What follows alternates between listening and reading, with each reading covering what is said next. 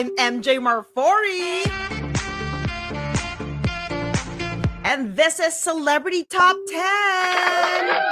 All right, we give you all the latest, the juiciest, and the hottest entertainment news, mapalocal man o international. Yan ang hatid namin sa inyo because here's the countdown you shouldn't miss, the new normal you can't resist. So, eto na, what's in our top 10?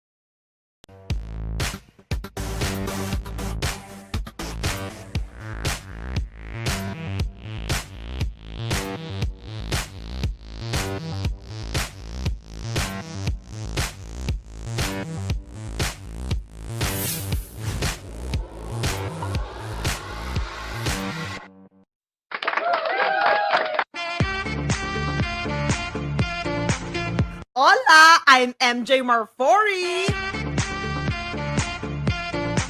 And this is Celebrity Top 10. All right, we give you all the latest, the juiciest, and the hottest entertainment news, mapalocal man o international. Yan ang hatid namin sa inyo because here's the countdown you shouldn't miss, the new normal you can't resist. So, eto na. What's in our top 10?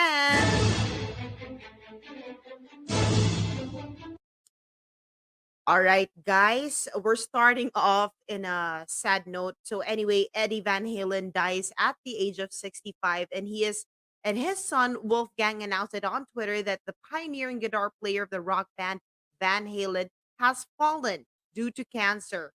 He was 65 years old. The famous rock artist was born in Amsterdam and studied classical piano after moving to Los Angeles. It was in the mid 70s when Eddie and his brother formed a band which they called Van Halen after their surname, and they became one of the most successful rock bands in the late 70s and 80s. So, again, condolences to the family and the fans, of course, of Van Halen. And here we go with number 9. Alright, tataasan ko sana yung energy ko dun ano, pero siyempre ito isa na namang malungkot na balita. Johnny Nash dies at the age of 80, and it was the American reggae singer's son, again, who confirmed to celebrity website TMZ that he has died due to natural causes. He was 80 years old naman. So Johnny Nash is known for hits like I Can See Clearly Now, There Are More Questions That Answers or Than Answers, and his version of Bob Marley's Stir It Up. So again, condolences to everybody. And now it is time to switch it up, the energy up a gear with number 7 or number 8. Teka, number 8.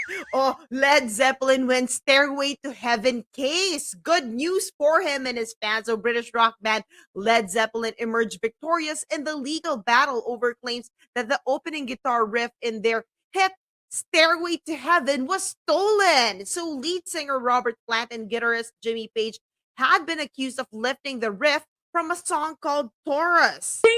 But anyway, the Los Angeles jury ruled that the debated riff was not intrinsically similar to the opening chords of Stairway to Heaven. So congratulations to the band and to their fans. Of course, masayang-masaya sila dyan. O anyway, eto, mas masaya tayo sa ating number 7.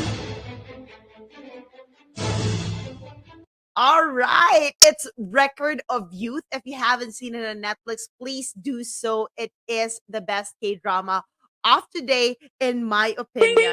In my opinion talaga, because Park Bo-gum stars in this. But anyway, the story is just sublime. It's superb. It's super alluring. And dahil, okay, fine, kanina pa ako talaga nagagawa ng mga excuses. Wala, cute si Park Bo-gum. Pero totoo, maganda yung storya. But anyway, the series brought in all the feels and kilig in episode 9 and 10 kasi K-drama fans were screaming their hearts out because of Park Seo-joon being in the series as a cameo. So anyway, balikan lang natin para sa mga hindi nakaka-relate at nakakanood pa ng series. Record of Youth tells the story of a dreamer, Sa-ye-jun, and his bittersweet journey towards reaching his dreams. This character will be brought to life by or is being brought to life by Park Bo-gum.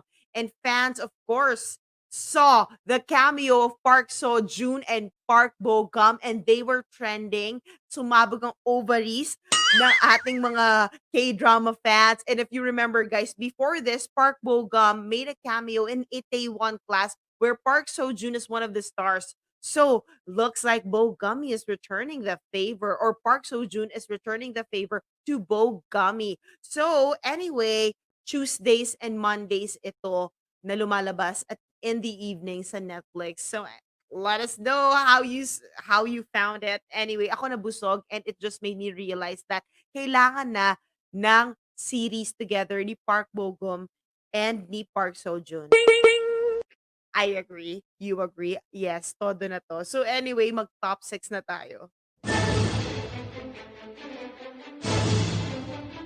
All right, so there was a Lloyd Cadena and Emma Nimedes tribute on the YouTube Fan Fest. So the opening segment of the YouTube Fan Fest in the Philippines will be dedicated to Filipino content creators Lloyd Cadena and Emma Nimedes, who just passed away very recently. This is to celebrate their legacy and to look back on how they have touched the lives of so many netizens in the community. So Lloyd died last month due to heart attack and was later confirmed to be COVID positive. Meanwhile, Emma, on the other hand, died in August due to leukemia. The event will be streamed live on the YouTube FanFest official channel this Sunday, October 11, starting this 4:30 p.m. So anyway, guys, bago tayo mag-move on, number 6 na pala tayo. In fairness, nagpapabate ang birthday girl si Bibay, ang anak ni Marian. O, di ba? Hello rin syempre kay Von and kay Peter and kay Angie and Jaisel and of course kay Kina Seska Gutliban, pati daw kay Tony Castle Thank you so much for tuning in, for watching. We are live every day at 4 p.m. guys. Thursday na, so ipagkalat nyo na 4 p.m. na pong Celebrity Top 10 at 8:45 p.m. naman sa 1PH. Now we are on One News, also live via the channels in YouTube and Facebook. And guys, thank you so much for DMing me your request, your thoughts on our stories. You see the handles here on screen. And let us now move on to our OMG Top 5. Eto na, nag-trending sa Twitter ang sa totoo lang. Kasama tayo dyan, guys. Because our guest was Adriana So and the viral social media star Adriana was our special guest in sa totoo lang last night, wherein she shared all the details in Pearl Next Door. So for those who were kept in the dark, Adriana became so popular with netizens because of Pearl and the supportive as a supportive friend in the hit BL series Game Boys. And last night, grabe, ang dami niyang shinare tungkol sa success niya in this new normal na nung umpisa daw ng pandemic, no, she thought that like everyone else, she had anxiety being locked down and she didn't know what was next for her career. And then Game Boys happened. She found her audience in the midst of pandemic.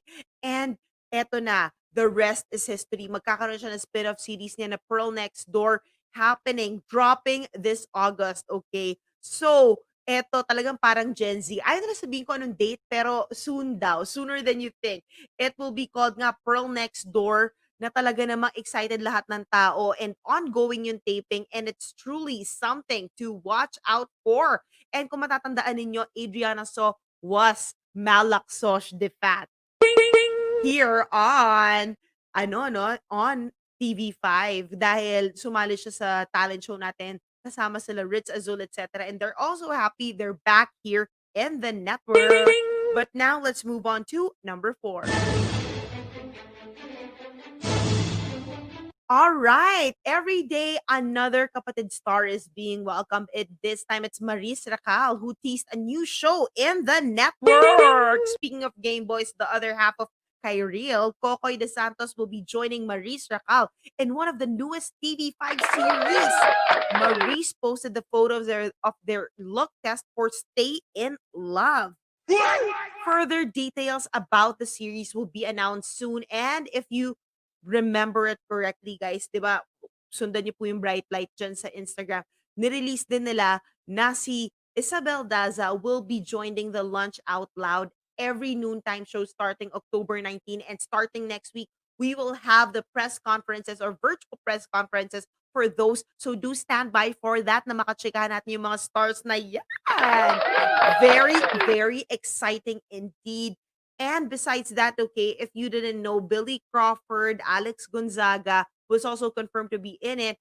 And Casey Montero, Kay Brosas, and Bayani Agbayani will spearhead this Laugh Out Loud or Lunch Out Loud noontime show in TV5. And it's really exciting, guys. They already shared all the segments that will be shown in it. And yung isa sa pinakagusto ko na nakita ko doon ay yung Quiz Universe. Ano kaya ang magiging laman at mga contestant ng Quiz Universe? And nakatayo na lahat ng stage nila doon, ano? Talagang umaalagwa na lahat, guys. Okay? They have been taping. Also, McCoy Dubs is also part of the noontime show. And For the Sunday show, they have also been practicing. They did their photo shoot for it. Corina signed the contract, and we will talk about that also. But now let's move on to number three. All right, guys. Bella Padilla introduces new boyfriend. O, 'di ba, in the midst of pandemic talagang gumala si ate girl. Pero daw bago siya mag-post, sinabi niya, she made sure na negative siya sa COVID bago siya mag-announce ng kahit ano. But anyway, masaya naman ang internet kahit pa travel-travel siya sa gitna ng pandemic. Dahil syempre, it's a love story and it's good news. So love is in the air for this actress, new company, new love life, siya na talaga. O, di ba? She posted their photos on Instagram with the caption, "The one I met in St. Gallen." And if you remember correctly, Meet Me in St. Gallen was her film last 2018, and it is a reference to that movie. Di ba? Silang dalawa yun. Sa St. Gallen, Switzerland, yan na-meet yung guy na yan. So sabi nga niya, very happy siya tungkol dito. And she was generous enough to share 2 photos of the guy. Tinag pa niya si boyfriend. So kung gusto niyo makita, pumunta lang kayo sa socials ni Bella Padilla. You'll see who the boyfriend is and naka-private yung account. So hindi niyo rin masastalk pero at least makikita niyo ano may itsura nun. Pero nakikita natin si Bella Padilla nagpo-post ng mga photos ni Harry Styles. So I feel like she thinks, most probably, nakahawig nga naman ng boyfriend niya si Harry Styles. So, palakpak talaga dahil talagang achievement. Cute yun. O, diba? But anyway, let's talk about the number 2 story. All right. Bright Light boss supports fight versus network wars. As it should be. So, former Negros Occidental representative Albi Benitez and now chairman and CEO of Bright Light Productions opens up and briefly discussed how he came about producing television shows for TV5 because we all wanted to know, get down the details, guys. Bakit nga ba? Saan nga ba nagsimula yung Bright Light? How did he manage to gather all these big stars and bring it to TV5? And according to him, Mr. M has been a big help in terms of getting stars like Piolo Pascual, Maha Salvador, Catriona Gray, and many, many other for the programs they will be airing for TV5 starting this month. Palakpakan natin sila for the jaw-dropping and newsworthy headlines they're bringing in each day and each week to all news platforms, including ours, by announcing the projects that they're bringing in this network. And yes, he also believes that network wars should be banished once and for all. Well, that's an ideal world for everybody. Alam naman natin, hindi pa natin ma-reach yan. But still, this is a big step forward. So palakpakan for Bright Light, for Tape for doing so, for, of course, Idea First Company and Viva for really prioritizing the artist and the content quality first and foremost, right? And it's time the stars will be given flexibility and should be allowed to work where there is work. Sabi nga ni Billy Crawford, kung natatandaan ninyo, no, I go where the work takes me, and as should be, diba? Anyway, babatiin ko muna again lahat ng mga nanonood ngayon. Hello, thank you so much for joining us. And yes, 4 p.m. na po tayo Mondays to Fridays on One News and 8:45 p.m. on 1PH. Please like, share, and subscribe in our pages. We are also live on YouTube. Hello to everybody who we are reaching kasi sometimes nagugulat tayo na talagang umaabot na tayo sa ibang parts ng Asia, Europe, Middle East, States, down under. Thank you for joining us, and thank you always for greeting us and tagging us when you guys are watching us. But now let's move on to our number 1. Eto na. Okay, kung gusto ninyo, hihahandog na namin sa inyo the TV5 shows under Bright Light Productions. To top it all off, Kapatid Network is getting more exciting as we welcome the new programs produced by Bright Light. Para mas ma-excite kayo, eto na. This is the teaser. Please watch this.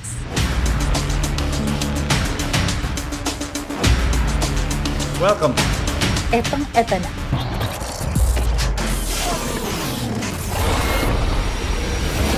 Our country needs more dreamers, now more than ever.